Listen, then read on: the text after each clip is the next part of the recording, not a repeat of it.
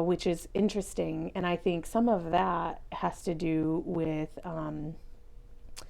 the way sort of more savvy abusers function. And so most people, if somebody were to exercise physical abuse on the first date, you would bounce. Sure. Right? Like I hope.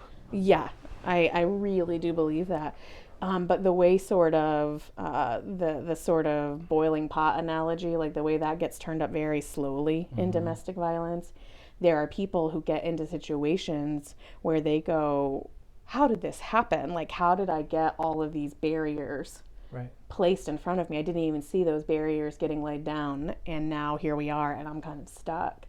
And so it can definitely happen to people who aren't necessarily, or you would perceive as vulnerable to, with some of the more savvy batterers who are more predatory. And you know, one of the learning curves for me has been they have different motivations. Even though everybody's kind of exercising power and control in their relationships, they have different motivations. And so some of them are these sort of traumatized individuals who are just looking for that relationship to make them whole.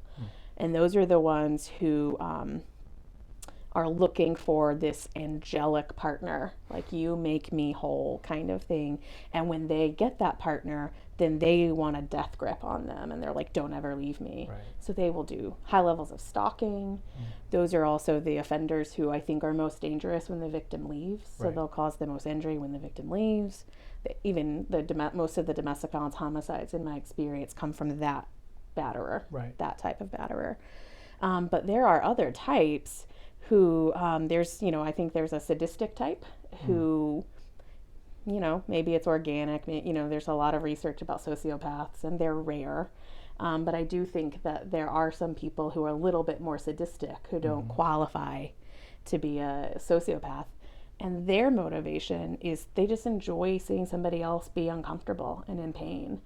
And they are highly manipulative. That type of batterer will create the best relationships with the friends and the family members of the victim, so that they can kind of flip the narrative and be the hero in the story.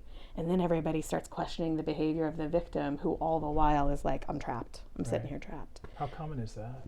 Not as common as the survival-based type, and not certainly not as common as what I would call the entitled batterer, who was somebody who got taught these social lessons, like, I'm supposed to be at the top of this household, you're supposed to be at the bottom.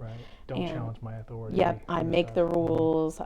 You don't. I have. You know, you have to follow the rules, but I don't have to follow the rules. I make the rules. Yeah. And so that, to me, is the most common. And then you have the one who really has this unhealthy attachment, and the survival type, and then the sadistic is, I think, the smallest. Do you ever see one that maybe combines a couple categories? Definitely. Like, I think of it when we use those categories to help the victims we're working with assess for their safety. And so we're using a tool that was created by Dorothy Halley at the Attorney General's office to help sort that out.